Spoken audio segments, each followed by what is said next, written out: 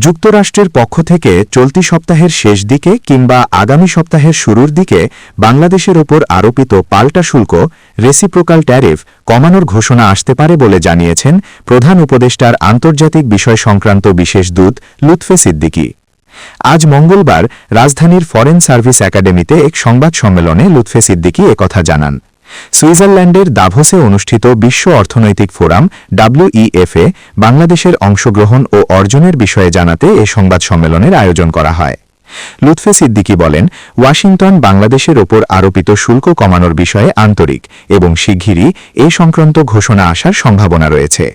তবে বিদ্যমান 20% শুল্ক ঠিক কতটা কমানো হবে তা এখনও স্পষ্ট নয় বলে জানান তিনি। দাভোসে সম্মেলনের ফাঁকে যুক্তরাষ্ট্রের অর্থমন্ত্রী স্কট বেসেন্টের সঙ্গে এ বিষয়ে আলোচনা করেছেন জানিয়ে লুৎফে সিদ্দিকী বলেন, যুক্তরাষ্ট্রের অশুল্ক নীতির অনেক বিষয় বাংলাদেশের অন্তর্বর্তী সরকারের সংস্কার কর্মসূচির সঙ্গে সামঞ্জস্যপূর্ণ। এছাড়া যুক্তরাষ্ট্রের সঙ্গে বাংলাদেশের যে প্রায় $600 কোটি বাণিজ্য ঘাটতি ছিল তা অনেকটা কমে এসেছে। এসব বিষয় বিবেচনায় নিয়ে যুক্তরাষ্ট্র বাংলাদেশের ওপর থেকে বাণিজ্য বাধা কমাতে আন্তরিকতা দেখাচ্ছে। আশা করা যাচ্ছে দ্রুতই একটি ইতিবাচক সিদ্ধান্ত আসবে।